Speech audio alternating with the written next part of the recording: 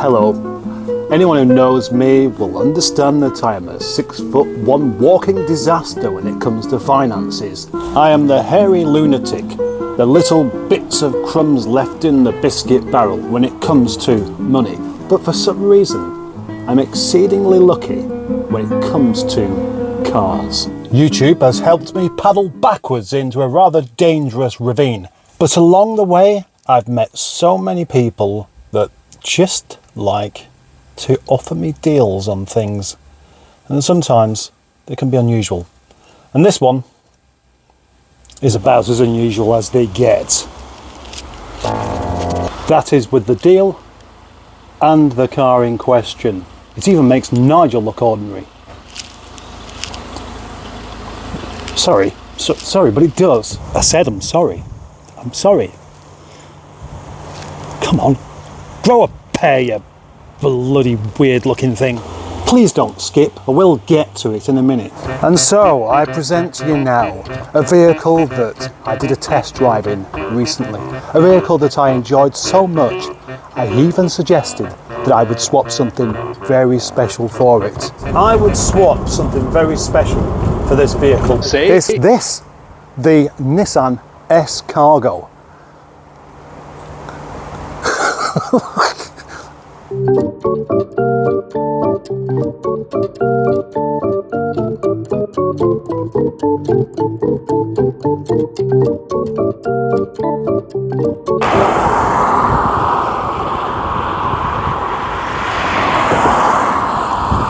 Honestly, I just can't believe that this thing has fallen into my hands. How could that have happened? Manifestation, possibly?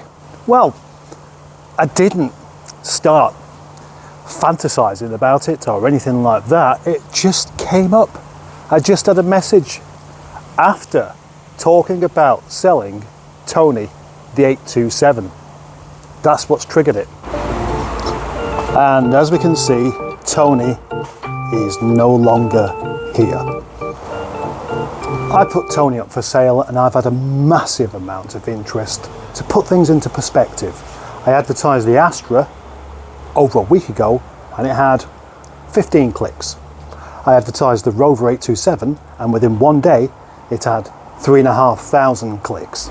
But don't be fooled, because actually Tony is just in here for the moment. Although I did have some offers for swaps on Tony, that's not what it's about. The only reason for Tony going up for sale is because I need a great big stack of cash. This, on the other hand, is a much more elaborate and convoluted deal, which I shall go into in a different video where you can see what's really going on. Let's just talk about this for this one. There's not a lot of point to me talking extensively about this because I've only just done a review on it, and if you're interested, it's in the classic retro car reviews, and if you're not, it's still there. It doesn't really make any difference. But instead I should just talk about its possibilities. Why is this such a Project Nigel car? Well, it's obvious, because it's weird. It's weird, it's awkward, yet it's cute. Ideas are starting to pop into my head on how to make this already incredibly unique vehicle a bit more unique. Ideally, a set of standard wheels, which would make it less unique, but kind of better. And then some work on these rather rough looking patches. They're not rusty, they've just got some sort of thing on to stop them from being rusty. And the little van seems to have quite a few of these. There is a possibility that this might even be trophy yellow, which would be handy because I've got a tin of that. I'll try it out in an inconspicuous area or spray it on a piece of cardboard and place it next to it to see whether that's right or not. The first thing I thought of, which will make perfect sense, Project Nigel down the side in my current favourite type font, which is League Gothic, the YouTube and the play symbol next to it, so that I can ram my presence down the throats of everyone I come into contact with, provided they've got eyeballs located in their bonces. It's just a matter of finding some company somewhere that does decals to order like that. Also, this car has been given a name already, and not even by me. It's been named Piggy Pod. Piggy Pod, spelt with an I, which would be quite nice, just down there. It was named by my daughter. I took her for a little spin in it and she absolutely loved it. She loved it as much as the MGF that I used to have. It is the happiest little quirky vehicle ever. And inside this little slot here is a load of money still. This van used to be owned by somebody called Dame Hilary Bloom, who's a charity organiser. And that money has been in there since she owned it. So I best be quiet because she might want it back.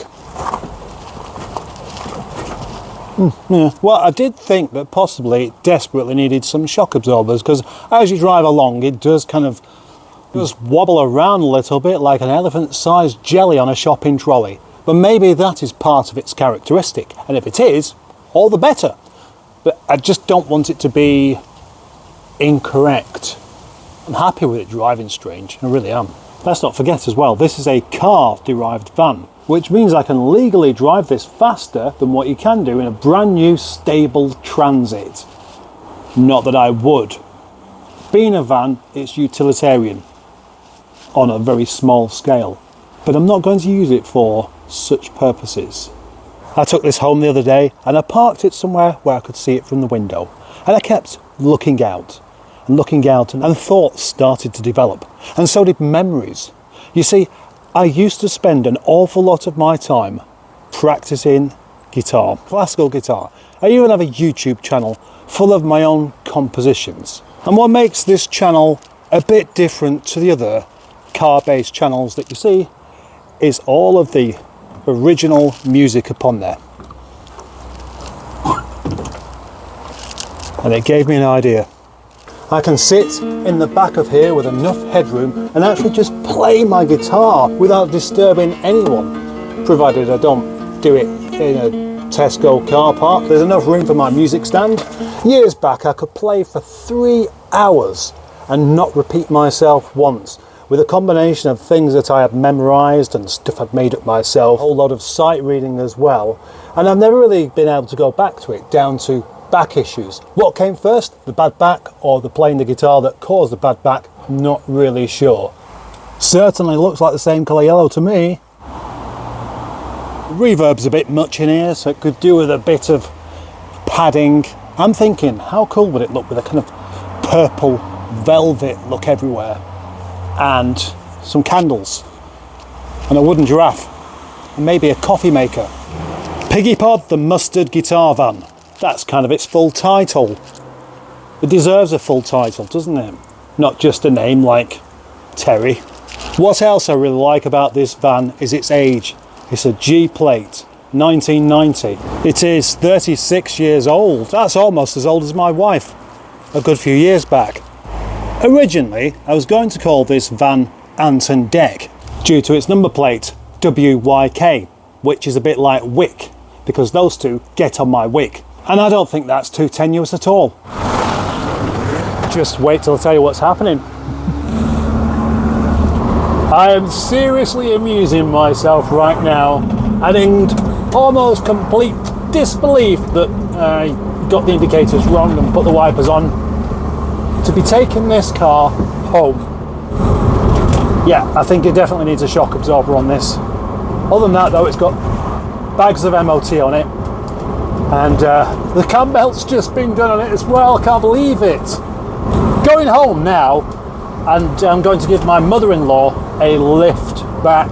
She's been at our house all day, and I've just promised that I'm going to take her back in a vehicle of supreme luxury. I wonder what she'll think of this. Gosh, the airflow in here is fantastic with that roof open and this window.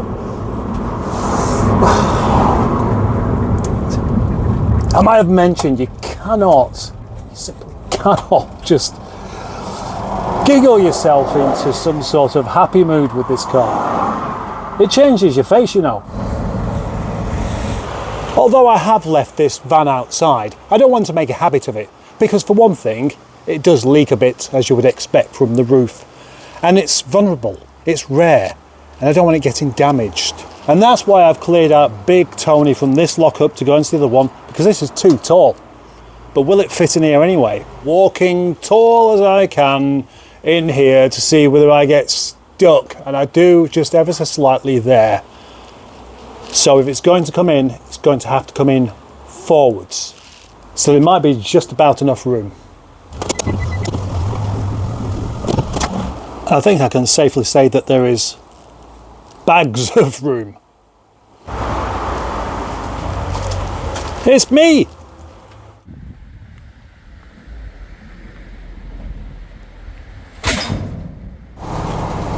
When I got here this morning, I jumped out of the van and I heard a clatter on the floor and I thought, oh, bollocks. I dropped my phone. That would have been the end of that because it only takes a small drop and the screen would be broken. But no, it wasn't.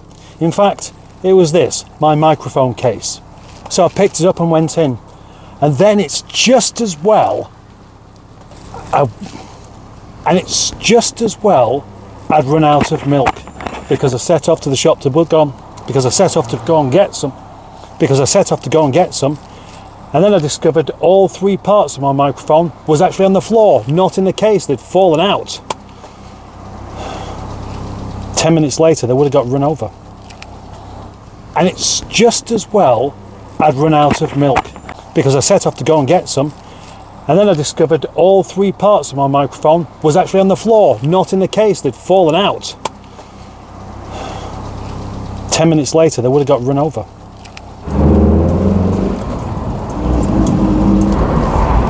Now back in my much more conspicuous vehicle. That is kind of the end of the video. Only really to say, well, before the usual parade of thank yous, etc. If anybody's got any advice on decals and how to sort the interior out in this van, just let me know. I mean, I've got my own ideas on how to do this anyway, but you know, any input's always welcome. So thank you very much for watching, and thank you for being a subscriber, and thank you for liking, and thank you for being a channel member and leaving a comment. I'll see you in the next video. Bye. And the moment it became mine, which, well, when I say mine, it is mine, but it's on a particular proviso. I'm going off on a tangent again, and I really don't need to be.